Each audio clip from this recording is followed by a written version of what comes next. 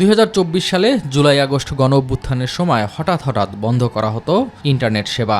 17 জুলাই মধ্যরাত থেকে 28 জুলাই পর্যন্ত বন্ধ ছিল মোবাইল ইন্টারনেট, যা স্বাভাবিক হয় 5 আগস্ট দুপুর থেকে।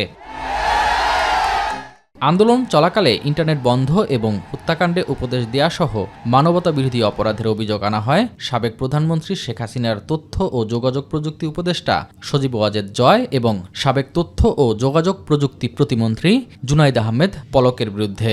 বৃহস্পতিবার অভিযোগ আমলে নিয়ে জয়ের বিরুদ্ধে গ্রেফতারি পরোয়ানা জারি এবং আটক পলককে 10 ডিসেম্বর হাজির হওয়ার নির্দেশ দেন ট্রাইব্যুনাল 1।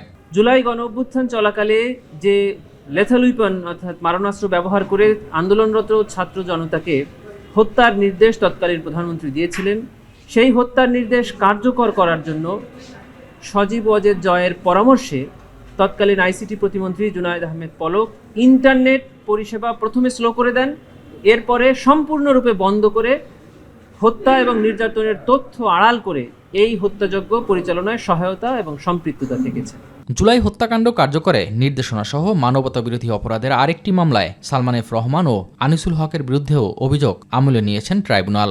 গ্রেফতার এই দুই আওয়ামী লীগ নেতাকেও 10 ডিসেম্বর ট্রাইব্যুনালে হাজির হওয়ার নির্দেশনা দেওয়া হয়। ওনারা জুলাই গণঅভ্যুত্থান চলাকালে একটা ফোনে কথোপকথন করেন না।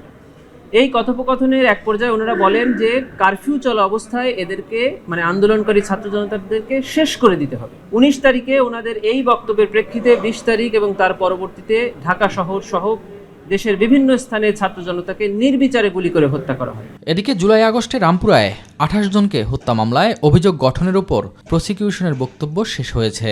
14 ডিসেম্বর আসামিপক্ষের শুনানির জন্য দিন ধার্য করেছেন ট্রাইব্যুনাল। এস এম আরিফ, মাই টিভি, ঢাকা।